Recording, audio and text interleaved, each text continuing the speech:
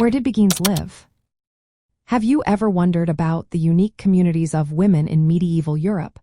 Let's talk about the Beguines and where they made their homes. The Beguines were lay religious women who lived in special communities called beguinages. These communities were mostly found in Europe, particularly in the Low Countries, which includes present-day Belgium and parts of the Netherlands. In these regions, beguinages were often large complexes that featured several houses surrounding a central chapel or church. This setup allowed the women to live together while maintaining a sense of community and spirituality. The buildings in these beguinages were functional, including breweries, bakeries, hospitals, and farmhouses. This arrangement supported a self-sufficient lifestyle for the women who lived there.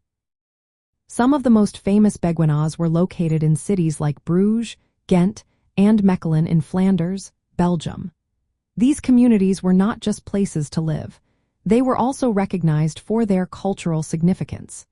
In fact, several of these beguinages were listed as UNESCO World Heritage Sites in 1998, highlighting their importance in European history. But the Beguines did not limit their presence to the Low Countries. They also established communities in other parts of Europe. In France, cities like Paris and Valenciennes had their own beguinages.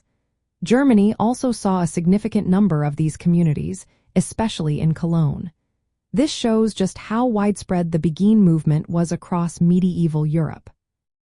Living in these communities allowed Beguines to pursue a life dedicated to spirituality and service while enjoying a degree of independence. They engaged in various industries, such as textiles and needlework, and managed their own finances. This unique lifestyle enabled them to contribute to the local economy and support themselves without relying on charity or formal religious structures. The Beguine movement thrived during the Middle Ages, particularly in the 13th century. It provided women with opportunities for religious devotion, social support, and economic independence at a time when such options were scarce. Despite facing criticism and persecution, the Beguines managed to maintain their communities until they gradually declined in the 19th and 20th centuries.